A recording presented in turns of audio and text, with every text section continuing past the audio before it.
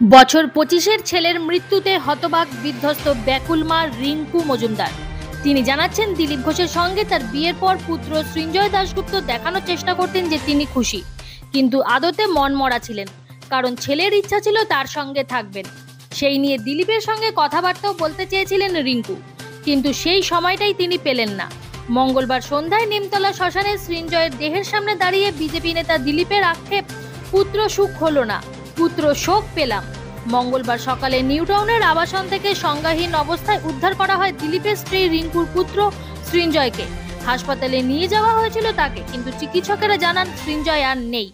ছেলে এভাবে চলে যাওয়াতে মর্মাহত মা বলেন, আমার বিয়ের পর ও আপসেট থাকতো, মন খারাপ ছিল ওর, আমাকে বলতো না, কিন্তু বুঝতে পেরেছিলাম।